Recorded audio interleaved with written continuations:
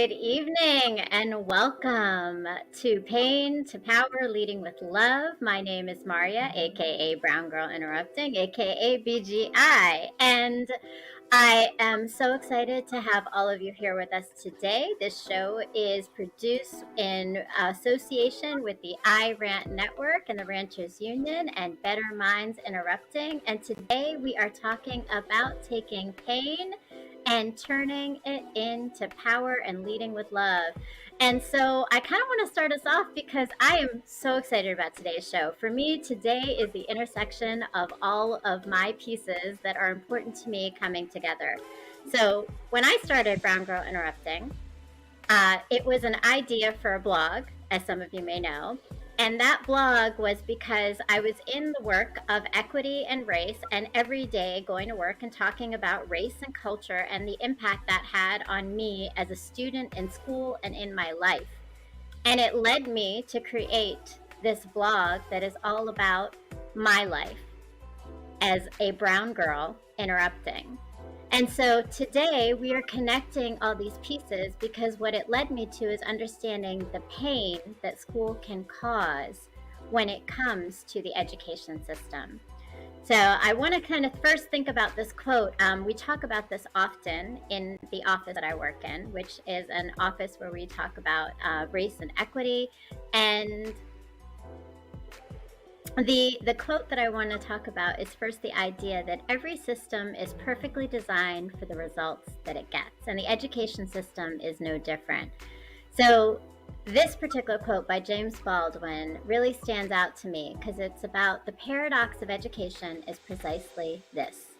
As one begins to become more conscious, one begins to examine the society in which he is being educated. And that's a quote by James Baldwin. And I bring this up because today we have the honor, and I have the honor of presenting my colleague, my friend, an educator, an advocate, an author, and the co-director of the organization Bond, Dr. Daryl Howard. Welcome, Daryl. What's up? What's up, Maria? How are you? I am wonderful, and I'm so happy to have you here because this is the intersection of pain to power and the idea of how we are connecting all the pieces together. So thanks so much for being here tonight. And I just want to give you an opportunity to kind of introduce yourself and tell us a little bit about who you are and what you do. All right. So, as Maria mentioned, Daryl Howard is my name, and by day I serve as a equity instructional specialist in a local school district. And the thing with me is understanding the impact of race and culture in teaching and learning is important. So not only do I do it during my work hours, but it's also important for me to find spaces to do it in the evenings and the weekends. It becomes part of everything that I am, really. So yeah, happy to be in this position professionally, and more excited to be able to do it in other spaces where I can kind of determine what needs to be said and how it should be said and the frequency in which it's said. So yep, that's a little bit about who I am, at least from the professional side. I assume we'll get into a little bit more with other questions as they come up. Well, there's always more questions. I know you, my friend, so I figured I'll let you lead because I know how you do. So go ahead.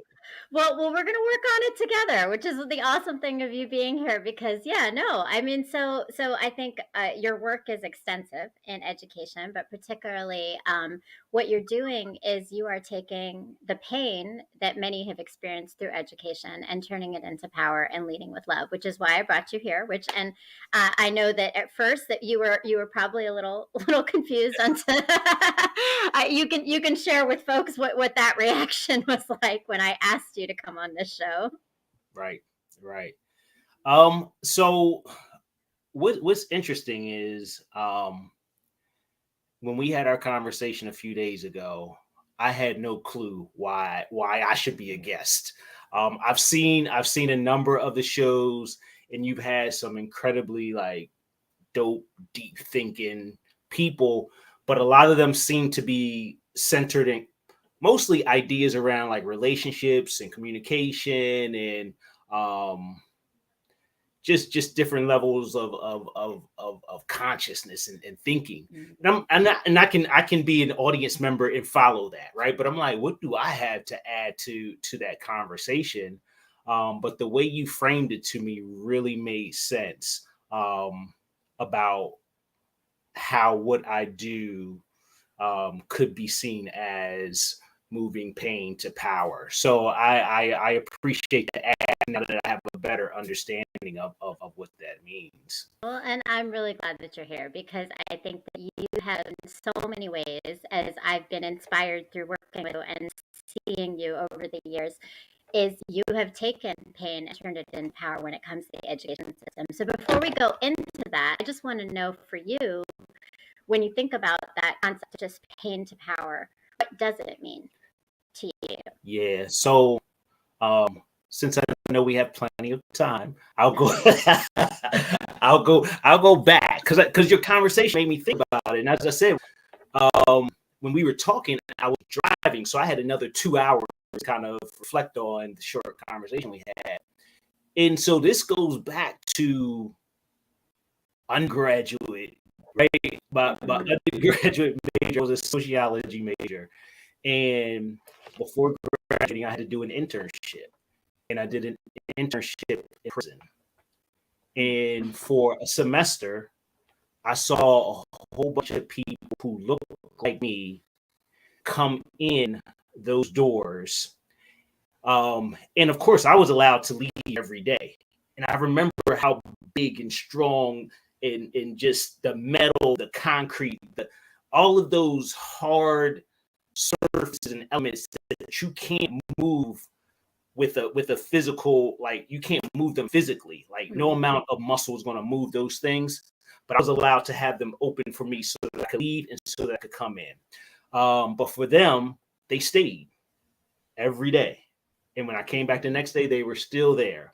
And to live in that environment, to live in that institution, and for me to engage with them really kind of opened my eyes to like people shouldn't have to live like this. And I know sometimes people make decisions that require them to be consequenced in some way, I guess. But what can you do as an individual to prevent them from, or at least ensure that they're thinking through the things that they should be considering before doing something that may land them there, right? And so that led me into counseling. And so, I served as a counselor in school for a number of years, but my focus is always on Black and brown boys. And I'll tell you why it was on Black and brown boys. Number one, of course, the prison experience, but to finish my master's degree in counseling, my thesis was on culturally responsive strategies and techniques for counseling African American boys. So this goes back to the 90s for me. Like a lot of people think the work that I'm doing now with boys at the district level and state level and all that stuff is new. This is not new. Like I've been doing this since the 90s. And that's really about taking pain power, because I saw the pain in individuals' humanity being stripped in that institution, and how can I do something to change that dynamic? And that's kind of where I am now. It still feeds me today, and that's why I was like, okay, maybe I am an appropriate guest for this, because this feeds me every day outside of my own family, like serving, thinking about, writing about, teaching about, praying about Black boys is what I do at the top of the morning and at the end of the day. It's everything that I do outside of my own family. So yeah, so it made sense to me. It made sense to me.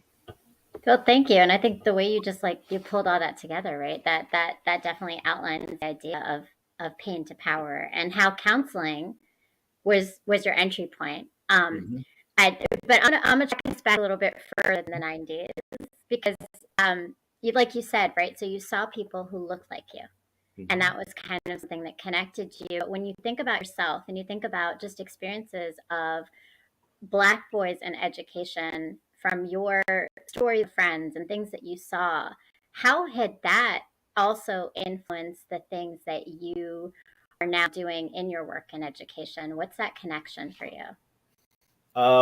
So the connection for me with that was, um, or is to what's the quote? Some people attribute it to Frederick Douglass. Some people say it's not his, but they say it is easier to build strong children than it is to repair broken men. And Mm. when I think about like my upbringing, and I think about the role of my father as like a model, but I still think about a number of choices that could have turned out really bad for me, even though I still had a model. I had somebody who did everything right and showed a level of consistency that I still applaud to this day. Um, there were some things that I needed to learn on my own, but I think about like, what if I didn't have that? What if I didn't have that? Because there are many who don't. And then how can I step in whatever I have to offer right now to be some of that. Like what are they called when you do bowling and you have the rails that come up for Oh, kids, the the bumper bumpers, rails. the Yeah. bumpers, So right? like in what capacity could I serve the bumper rails for individuals who have none of that? So that's why I seek to do the things that I do for our young boys, because I know I had some of that in my life. I know I had those bumper rails, but I still know that I made plenty of mistakes that could have been a lot worse. Um, Mm. so yeah. No, but that's huge though. I think like even just that reflection on knowing what you had and how it impacted your trajectory makes a difference, right? Because that's what many young people, and even some adults, right, don't have those opportunities for. So when you say it's what you do, tell me a little bit more about like what is it that you do? So counseling, but what do you think specifically is the way that you approach those relationships in counseling and the work that you do in counseling that addresses this need to change the system and change the impact? So when I was first in education and I started out as a school counselor, I tried to do everything myself. And now, being much older, wiser, more experienced, and having access to some resources, I'm realizing like this is it. Like, to change the game, there has to be some institutional shifts that happen. So that's my focus right now. You're familiar with the work that I'm doing with the state, and um, the research that went into that to try and find out, okay, these are the 15 most important things that need to happen in schools for Black boys. And then sharing that across the 24 districts in the state. And then saying we're going to have pilot schools from those various districts to try those things. And then over a period of 3 years, we're going to study those things. And then after those 3 years, we're going to say what worked. And then that should be happening in every single school across the state, opposed to me just saying, okay, well, I have this leadership program for boys and I meet with them, every other Saturday, and I'm impacting, could be 50 students on one morning, and it could be, up to 200 students, depending upon the type of event that we might have. So I want to stay on the local level, of course, because I think that hands-on work is incredibly important, and it keeps me fresh and it keeps me connected, and I don't lose, hopefully, the touch. But the institutional work has to happen if we're going to be able to see some type of shift. I like that. I mean, and that oftentimes I think for a lot of people in education, particularly, as that's our conversation, right, is that it starts with those pieces of just what can I do in my everyday? What can I do in this smaller space? But when you realize that the structures are what needs to be impacted. That's a different step, and it sounds like you've definitely taken that. And speaking of which, in addition to what you're doing for Black boys through and MSD would be the Maryland State Department of Education, which Daryl is working with on these at the 15, and break it down one more time for us, the 15 pilot schools. pilot schools, and Mm-hmm. specifically you're finding ways that we need to transform education for our Black boys. Yep. And before we actually go into, I want to talk a little bit about what you're doing also with Black and brown men in education as well. Mm-hmm. Can you tell us a little bit more, like in terms of, because that's a really powerful thing. What you've identified is that specifically, here's a group of our students that we are missing. We're missing in huge ways because, as you started this conversation, we started with the story of the impact of the prison system and who's in the prison system and who's walking in and not leaving. So connecting that back to our boys in school, what is it specifically that's not happening for them, and what is it that needs to happen? And I know you have a lot that you're going into with the MSDE, so if you synthesized it a little bit, like if you could think of some core, you and I always talk about this, right? What are the key things that we need to work on to really make an impact? What would you say are those things?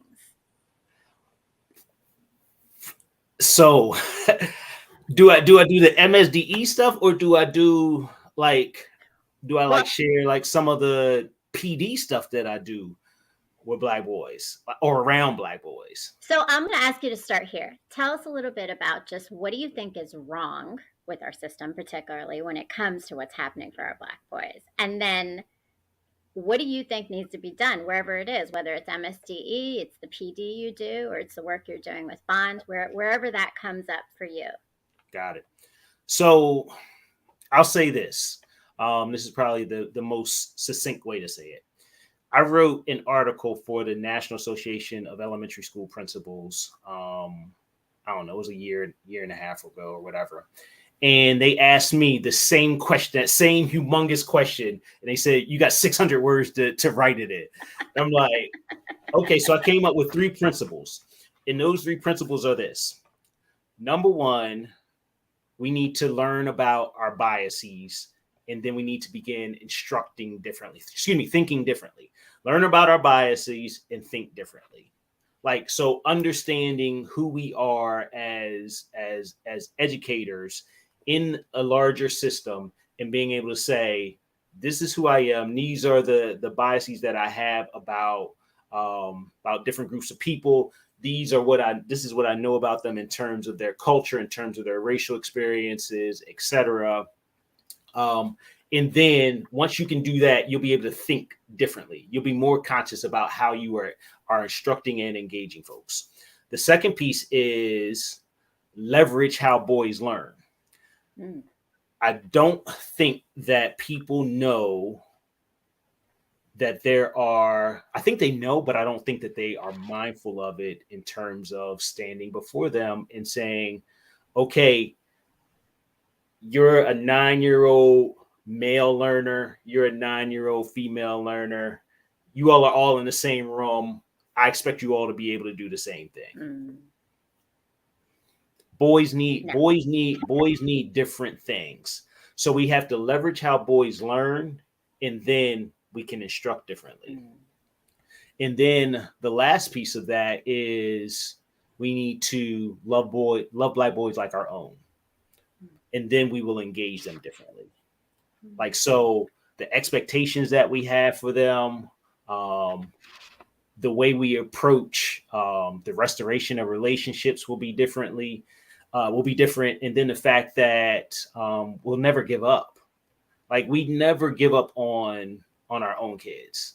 Like, I don't care how mad we are at them. Like, I have 3 daughters, and 2 of them are teenagers, and like sometimes they're buttholes, right? Yo, I'm like, dude, I don't really like you right now. Like, because we're not seeing eye to eye. And then we'll say, you know what? Let's come back together and let's talk later, because we're not seeing eye to eye, but we can figure this out. Because I'm not going to not have a relationship with them. I love them too much to not have a relationship with them. So we're going to have to figure something out. And not only is that a good thing for our relationship, but it's a good thing for their future Mm-hmm. relationships that they learn how to do that. So that's what I'm trying to get educators to think about. Like if you love these kids, particularly the black boys, which we know the world has the greatest level of bias against, you would engage them differently. You would engage them differently. Yeah. So that's it. Those are my 3 points. Um, Institutionally, there's a number of things that need to be taking place, and that's a little bit more of a little bit of a deeper conversation. But I think that those 3 principles can kind of get us started in terms of our individual approaches to um, instructing, engaging, and thinking about this particular group. And those are powerful things because I think they requires what I heard, right, is that there has to be a little introspection of individuals, like the adults knowing themselves, understanding their biases, the belief systems they're coming in with, and then changing how they're actually teaching their students, recognizing. I think you bring up, and we've talked about this many times in work, but like that difference between men, well, boys and girls, but it's also men and women, right? Like it is this way of thinking that is different, that we're not approaching when it comes to our boys, and we're missing opportunities to teach them Mhm. in a way that's actually, I love the word language you use, like leveraging who they are, right? So it's this power, again, pain to power, right? So we're taking the pain of what the education system has done, which is the bias, the assumptions, the stereotypes, the low expectations, not the love, but rather the discipline, the constant questioning, the constant criminalizing our kids, which we have. I mean, that's Mhm. what the education system has done, right? Mhm. Yeah, Mhm. and we do have some comments here. Shan P, welcome. I love it. So, Daryl, you're going to see our Ranchers Union goes hard for us. Welcome. Shan P says one thing that's wrong is this curriculum that they're teaching kids from. That's for sure. And we definitely talked about that. Daryl, any thoughts on curriculum in this store, in this process of where that comes in? Yeah, for sure. And that's part of the institutional work, right? Like from the district level, or from even from the state level, then the district level, like they make decisions about the type of textbooks that will be used in the curriculum that is brought into the school district, um, and who's making those decisions and who's part of that process. I remember one time being on an email thread. It was probably about 30 English teachers, and they had a number of texts in there. I think it was like 30, probably about 30 different texts, 30 different teachers on there, and um, everybody's like, okay, I agree with this list. I agree with this list. I agree with this list. And then one person Mm, said, hold on, I don't see one diverse author on here. I am not signing off on this, because if I sign off on it, then that's impacting an entire secondary level of education and the experiences that students will learn about in the classroom. So this one person pushing back against an institutional recommended list turned to be the thing that came to be the thing that turned the dynamic in the text that were allowed for that particular mm. year. So it can happen in individual circumstances, but I agree there needs to be individuals who are looking at the curriculum with a different lens, to be able Yeah. to make sure that that gets headed off much earlier than that. Yeah, definitely. And we would definitely, I concur with that. And I think that there's so much to it, right? It's the text, but it's also how we're approaching the teaching with it too. And welcome, Mr. Jones. Welcome here. Good evening, kings and queens. Appreciate you pulling up, and welcome, Steph.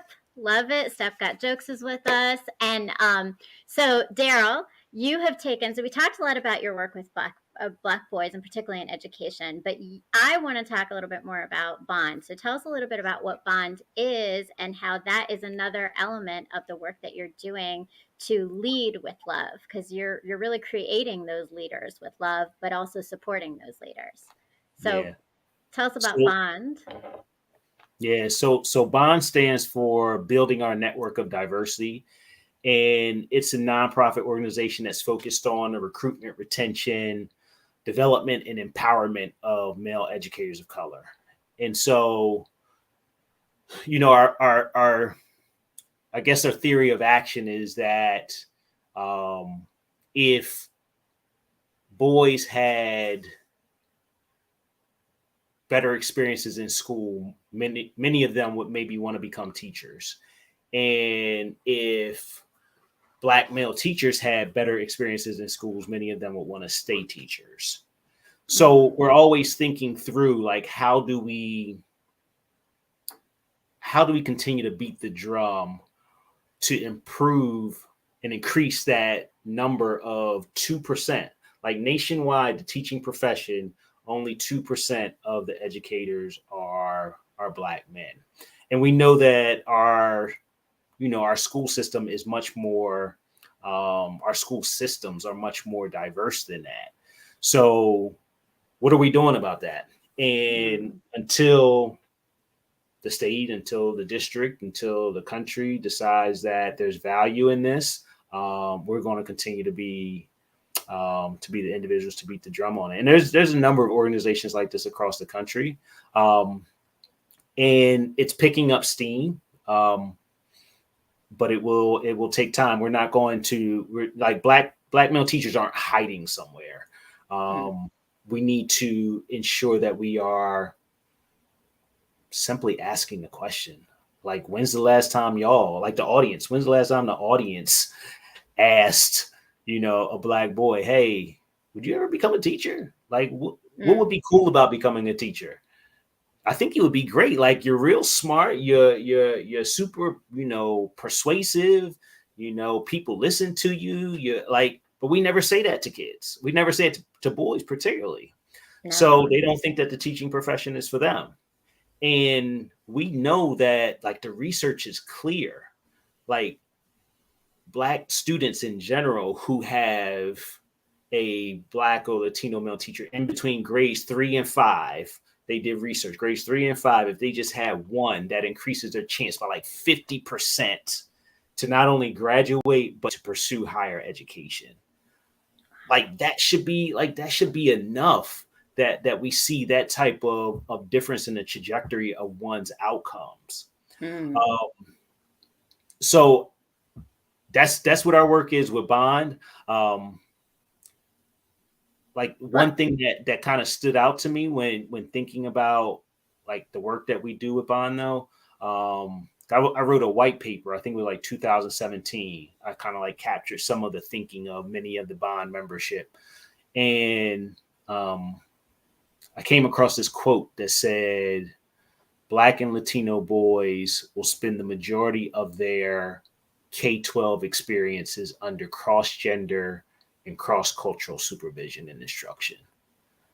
mm. Like, so what does that mean? Like, Mm. spending your entire K-12 experience under cross-cultural and cross-gender instruction and supervision. So the eyes that are on you all of the time, let's say if I'm a white woman, then, like, where are the gaps that exist? Because I don't completely understand your racial and cultural experience, and I don't completely understand your experiences as a boy, right? Mm. So Mhm. it's so many gaps that just exist right there. Like, with her son, she may be able to see, hey, I know he's a boy, so he maybe do some things differently than I do, but at least I understand that racial and cultural experience. Right. So is that type of dynamic, and those are things that I like thinking about, and I'm curious about, and I want to put out there so that we ensure that we're doing as much as we can to change that dynamic. Well, that's the intersection of sociology for sure, right? And how we work as individuals and people and thinking, and that's really powerful. I think a lot of things you just mentioned in terms of that cross cultural and cross gender example is it really does make a difference. So I'm just curious to know, like, more in that way, like through Bond, and Bond started smaller. It's really, you didn't hype it up as much, but I know you've done a lot with Bond. Come on now. Like, it, I mean, you're national, you're doing work all over. There is a podcast, there's a website, and all those links are here as well for you to look at. But I want to know, what are some of the things you've learned from the men in Bond that's helped continue to drive you, but also that's continued to be like kind of these challenges maybe that you didn't realize were happening in the education system that maybe have come up? So for me, Bond is it's a like when we talk about change has to be institutional. Like Bond is an institution. So all the stuff that people are cautious of or apprehensive about in their normal 9 to 5 job. And I'm like, I probably shouldn't say that out. Well, this is my day job. I don't mess it. Like, but Bond is a space that I'm like, oh yeah, I'll say that here. Yeah, because I'm representing Bond right now. And we can be a little bit more on the edge and we can push some buttons, and people need us to push buttons. Like that's what advocacy is. So we sit in a space where we can push the buttons, and I think that's where that friction is where the social change begins to occur. And I'm fortunate enough to be in a number of different positions that are institutional now. So with the state, and then work with Bond, and then in the school district, and then my own little consultant stuff. Like I'm in enough spaces right now where there's a lot of collective energy, but it's trying to figure out a way to get everybody moving in the same direction. And for me, it's just super clear. Like, just let the data drive the conversation. If more Black and brown men in classrooms could impact Black and brown boys in schools, or Black and brown children in schools, why wouldn't we go in that direction? And not only is it providing Black and brown men are providing mirrors for the students, but they're also providing windows for the other students. So they get to see inside my world as a Black man. Like, Dr. Howard, you ride bikes, you do martial arts, or you're married, or you whatever stereotypes they may have in their head about who I am. I have an opportunity just by being their teacher to disrupt half of them. And I get to develop a relationship with their family, and they get to know me. And then that begins to break down the things that exist in their minds about who Black men are, or Black males are. And it kind of just widens their aperture about my experience. I love that though. Like, I don't think I've ever heard that connection between windows, mirrors, and the windows and mirrors that we put in education to the actual people that are standing in your classroom as the windows and mirrors, right? Like, we often talk about it in curriculum and other things, but not in individuals. And that does definitely change and shift any narratives, right? Like, you're breaking stereotypes, you're breaking assumptions, and you're building relationships. But I think what thing stood out to me, because it sounds like, and I'm going to say, I know some of the folks in the chat right now, and I know there's a lot of Black males on here, not necessarily educators, but one of the things is that the Ranters Network comes together, and I hear these Black men all talking, and I can say Ja's one of them as well, our producer here. But they come together and they find this collective space to then kind of talk about these challenges that come up. And it's something that a lot of Black men need, is that community, that collective space. And the power is that Bond is not just that collective space, but it's like movement pushes from there, right? So then you're strengthening the backbone to be able to then walk into spaces and start creating that institutional and transformational change. And I've worked with several of your Bond leaders in schools that I've supported, but also know them as friends. And there's so much power. I've gone to some of your events. There's amazing work being done. And the great thing is Bond is now doing it with a lot of young boys. That's part of it, is that you're starting this really early with a lot of young boys, which is amazing. I want to hear a little bit more about that, but before we do, we're going to take a quick little commercial break. And as I said, I am a blog writer, and because you are a writer as well, and we have definitely shared some of my pieces with you before. And so we're going to hear a little bit more about my blog and my writing, and be back in a moment. Hi, my name is Maria, but you are soon going to know me as Brown Girl Interrupting. And what I mean by that is that very soon, hopefully, you're going to be following my blog. I am a writer, and I started writing because I was married, I had children, and then my life changed when I separated, and I did a lot of learning and reflecting and growing in that process of change, because change always leads us to that. And I've decided to share that with the rest of the world, because sometimes hearing that someone else is going through the same thing as you, or understanding and putting words to the feelings and experiences we're having, helps us to heal from them, or grow from them, or learn from them. And so that's what my blog is. It's writing about life, healing, relationships, parenting, dating, marriage, pain, love, mistakes, growth,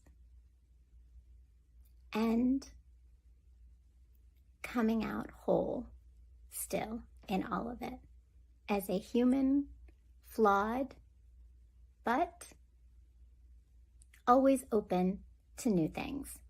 So that's my life, that's my journey, and it's written in this blog. But my hope is that you are going to go to www.browngirlinterrupting.com and join and subscribe to the blog and read all about my story to help you maybe gain some perspective on yours. All right. So I don't know, Daryl, if you've read any of those blog pieces, but there are quite a few for everyone to check out. Please, if you haven't done it yet, go subscribe to my channel, www.browngirlinterrupting.com, and read the pieces. I go all the way back. I started this in 2020, and as I said, I started it as a brown girl because, and it's funny because I actually just had an experience today where I realized my brownness and the intersection of my interrupting were kind of combined, in that I am always balancing my own identity of being brown, being a daughter of immigrants, and trying to navigate my world as a parent in relationships, in professional spaces. And so that is my writing, that's my blog. And yeah, Daryl, I don't know if you've read any pieces that have stood out to you that you want to share, or well, actually, you led a whole conversation once on one of my pieces. I do. I remember that. Now, I don't want to. I need to get caught up on some. Well, you can go and catch up. I actually just recently posted some poetry pieces, and I've got a couple of new ones that came out a few weeks poetry ago. now too. I do a little bit. I do a little bit. Some, you know, a little bit of everything. I get around. And I stay busy. Okay. So, all right. So I want to know a little bit more, because we talked a lot about the work stuff for you, but I'm just like, I think for me, a lot of this is that there's someone behind the work. There's someone that's experiencing this. So you as an individual, right? Like what has your work in education, particularly with working with Black boys and even just in bond, like what are some of the lessons and takeaways that have stood with you, or moments where kind of you've learned some things about yourself in all of this? Some things I've learned about myself. Wow. I don't know. I wasn't prepared for that one. Some things I've learned about myself. I guess one thing that I've learned in this 20 plus year journey in education is that it goes quick, and like every so often, I can't tell you how many years it feels like, but every so often it feels like there's a new generation of learners that you need to get prepared for. Um, Mm. and I've tried to be flexible and responsive and reflective of who I am, and when I stand in front of folks as a as an educator, um, and I try to do that also um, personally, like with my own children, like being I got to be nimble with them. As I mentioned, I have three daughters, so the work I do is completely the work I'm most passionate about is completely different than the work that I do at home because I'm teaching from a different, I think I'm teaching from a different perspective. And I'm trying to be a little bit of a different type of model um, in my home life with them.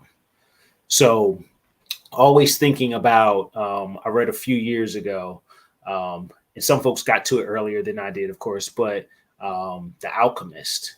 And in The Alchemist, they continue to talk about like finding your personal legend and what is it that when you leave this earth and people speak your name, something comes up for them. And this is what I want it to be, right? I want it to be about my daughters, but I also want it to be about the work that I'm doing for Black and Brown men. I think the like when I think about, and I mentioned data earlier, like I'm just always troubled by statistics that say you are the best in all the worst things and you're the worst in all of the things that you need to Mm. be the best in, Yeah. right? That's and Yeah. that bothers me. And I know it's not the fault of individuals, but I know it's quite intentional. And so in my Mm. marriage, in fatherhood, in work, every single day I'm just defying stereotypes. That's my goal. And whatever vehicle I need to do it through, that's where you'll find me. Mm. So if it's bond one day, if it's equity unit another day, if it's MSDE another day, um, yeah, I love it. that's how I roll. Yeah, well, I love it, and I think, like you said, you're defying the stereotypes. But you talked about your relationship with your daughters, and I want to say, and I think we started this conversation earlier, is that the way we met, the first time we met, was actually working on a training Mm-hmm, called Black and Brown Girls. mm-hmm. And I remember that you said that you were a feminist. So I'm curious to know how much that has to do with the way that you lead in your home with love and what that looks like for you. Like when you say I'm a feminist, what does that mean to you? And It's like hard. how does it come out? Yeah, and it's not easy to say out It's loud sometimes too, I hard. imagine, like and what that looks like. It's hard. It's hard. It's hard. I can't stop saying how hard it is. Um, because the paradigm shift is so different. I would think for many that you can't really even comprehend what you're seeing or hearing. Like I give my daughter space to do a lot of stuff. Like, and when we're having conversations, I'm telling them like, yo, push back. If you don't understand what I'm saying to you, disagree what I'm saying Mm, with you, then push back. But at the same time, that has to be tempered with, yo, I'm your dad. Like, like make sure the yeah. tone is okay, right? Don't come too hard. But I want you to push back on the ideas. If you think something doesn't make sense, then let me know. Like for instance, I'll give an example. I think my oldest daughter is around 14 at this time, and she was like, can I take, can you take me to the mall? And I Mm. was like, nah, I'm busy right now. I got to do this, got to do that, blah, blah, blah. She said, can I take an Uber? I just, I just start cracking up laughing. Like, are you kidding me? Heck no, you can't take no Uber. Um, and so she was real calm and cool. She said, if you had a 14-year-old son, Would you let him take an Uber? Oh, she went hard. Now, do your And daughters so my pull mouth that was out like this. I'm often? like, and so I'm silent. She said, and so she had the audacity to say, "Your silence, your silence is speaking to what I'm Oh. trying to get you to understand about how I'm feeling right now."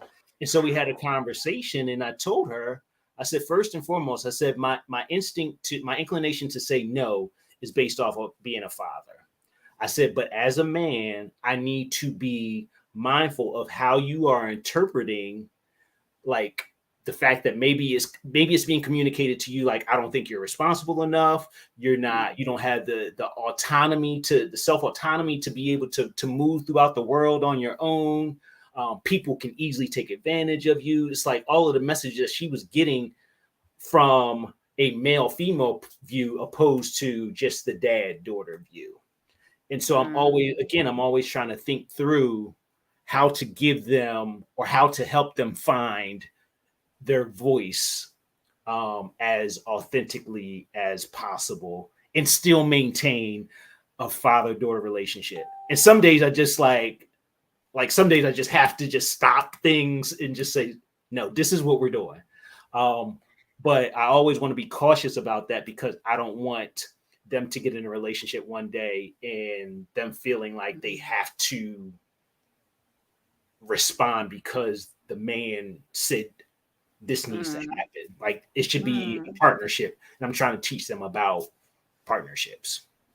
I love that, and I think the intentionality of that parenting style, and I have the opposite, right? Well, except for a daughter, I do have a daughter, but I have three boys, right? Like, so you have three girls, I have three boys, and that dynamic though of being a mother with boys and what that is, because you do have to kind of consider, like, how is this person through their lens taking in what I'm saying, because that is different, and are they seeing what I need them to see. And for me, I mean, I'm raising men, so I think for me, it's always like, how do I make sure that they're the good men in the world, right? Like, there's a whole Right. lot of not so good men in the Mhm. world that Yeah. I've experienced. So I'm always trying to push them in that direction, but it's a challenge. And so we're coming to the end today, and I appreciate you sticking with me for the full. So if y'all what you don't know, the backstory and the back details of Dr. Howard here is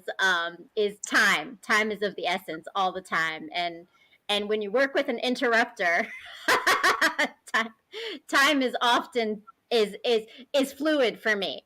Right. So to Right. stay here for a full hour was a lot, and he was willing to do it for me, so I appreciate it.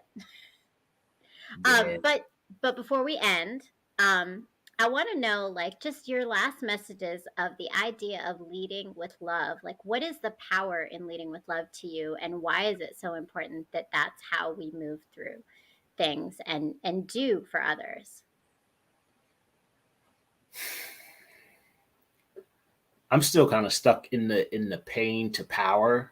Like, I can't let that go. Um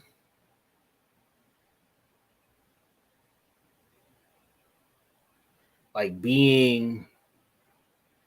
sometimes being a black male, like that person who's no that being whose personhood has been continuously stripped, robbed, humanity, um everything. I like that.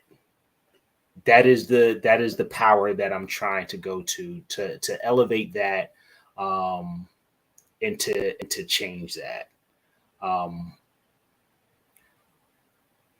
my sociological lens speaks to, like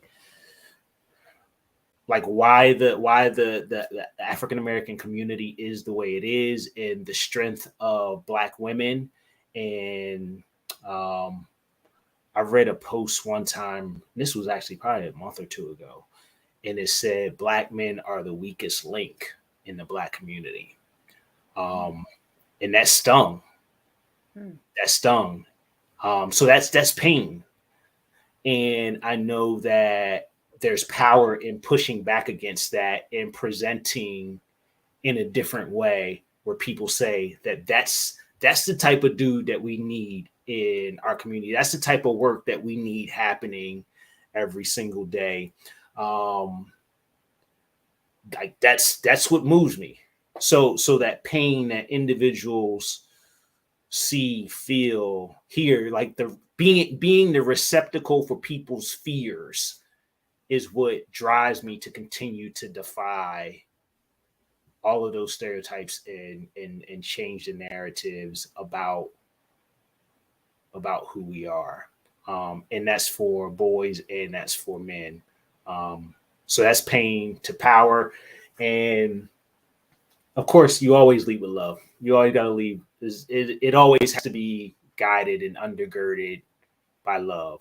Like you, for those who are part of the Christian faith or any faith, like there's always a principle, and it probably has to do with like loving the next person as you love yourself. It's that simple. If we just did more of that, I think we would find a world that is more like the one that we want. If people could just do that.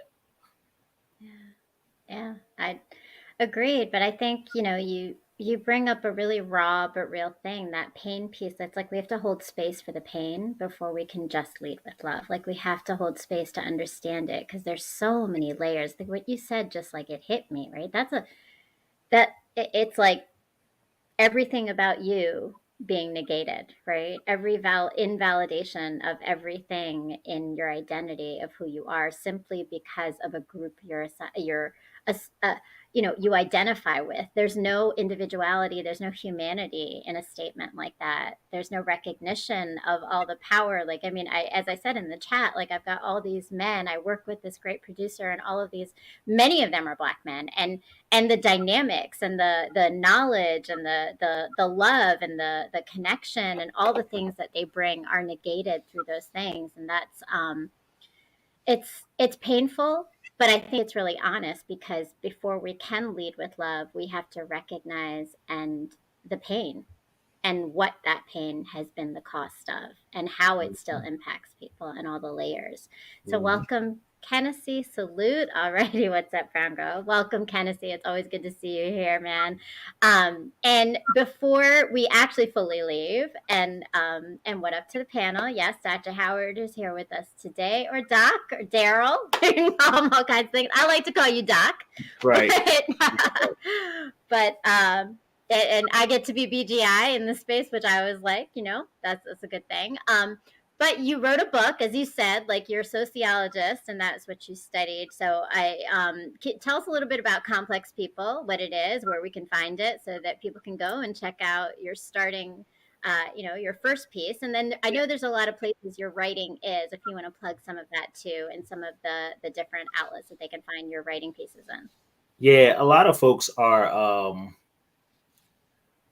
can see most of the things that I've written on my site at darylhowardphd.com.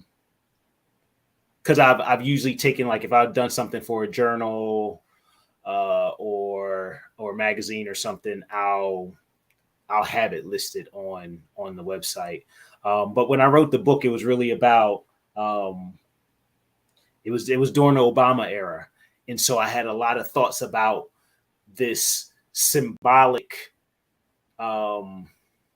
moment in which a Black man was leading the country. It almost sounds like a fiction story now, right? Like this Black man is leading the United States of America. But it was real. It was real. And so, like, what was I supposed to learn from that? What was I supposed to think about that? And so I had like a piece about that in there. I wrote a couple of chapters on Black boys. I wrote on the Black family, that's just a whole nother show right there. That's just a whole nother show. Black family. I talked about raising girls. So a number of different educational and sociological insights in that text. And I'm pretty proud of that, because a lot of times you can get on these things and you can talk and you can talk and you can talk, but until people are able to kind of digest and reflect on what you said privately, so you give them something that they can kind of chew on privately, I think it's incredibly powerful. And so that's why I'm starting to plant some seeds for my next project, because that has to happen, because I have a lot of new learning since this text right here. I love it, and I'm looking forward to the next big project coming up. And you definitely have to go check out Daryl at his website. Please, if you are or you know of any educators of color, but male educators of color, go and check out Bond. The network is strong. The network is national. They have a lot of amazing things. The podcast, the website, anything else that you want to plug in on Bond in there too as well. What do we have coming up? Well, we just had our big weekend long academy, so we're still kind of recovering from that. But I'm sure we'll be doing some things over the summer, and our work with our Boys Institute continues throughout the year. So we're always rocking and rolling, doing something. Even if brothers just want to come and just hang out in one of those spaces, just decipher, just sitting in a circle and just chopping it up and getting to know each other and the individual experiences that we have and what we're trying to do to move this work forward. I love it. It's beautiful, and I'm looking forward to hearing more. And I will definitely spread the word once I know, as I always do, plugging in. Daryl, thanks so much for coming. I mean, you lasted the full hour, and even a little bit longer. And look, no, I really appreciate you. I appreciate, I just have to say, honestly, like, I am inspired and learning from you every time we work together, and just in watching all the work that you do and in the networks you've created. It's a beautiful thing. And I'm grateful to be on the outskirts of it in looking in, and sometimes having the opportunity of coming in as well. So thank you. And I just want to hopefully lead everyone with the thoughts of what we talked about, right? Is that we have to be critically conscious of everything around us. And so my wheelhouse is education. I brought those two things together on Pain to Power, Leading with Love today, because I do believe that there is power in the way that we learn, and knowledge can transform the way we see things, whether we are children and school, or we are adults and we are learning and healing and growing. And so please continue to stay on this journey with us. Follow Dr. Howard, but also follow me. Subscribe to the channel if you haven't yet. Click the link and the little like button. Make sure that you get all the notifications, because I am on this journey of building the collective of and healing ourselves from pain to power to lead with love. And I won't be here next week. It's a Memorial Day break, so enjoy your Memorial Day weekend. But I will be back on June 5th, Sunday, June 5th at 9 o'clock with Brandy Klingscale, who is a chef who is doing some tremendously amazing things through Soul Good Kitchen, of connecting people through community and food. So I look forward to having you all there. Thank you so much to all my iRant network. Thank you to Dr. Howard for being here, for the chat. Khalil Bolden, I love it. I love hearing y'all talk about real life situations. And the more we know, the more we can live. Welcome, and thank you so much. And yes, for sure, the rant is you. Much respect, Khalil. Thank you. So that's it. That's a wrap. Have a great evening, everyone. And thank you, Dr. Howard. If you want to stay on for a moment, we're going to chill for a second if you have. And then, but thank you and good night. See you all on Sunday, June 5th at 9 o'clock on Brown Girl Interrupting.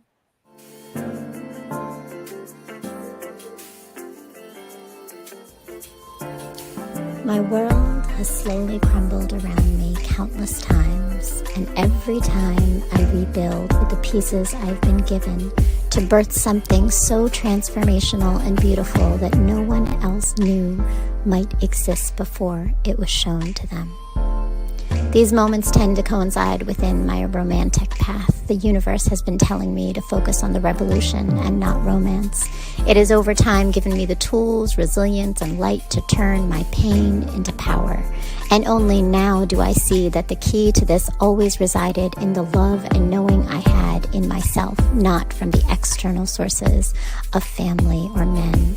The message I have been avoiding might be that my time in this world I had existed in was not to receive love, but to put it out there for others to see, feel, and heal through. Revolution before romance moves pain into power.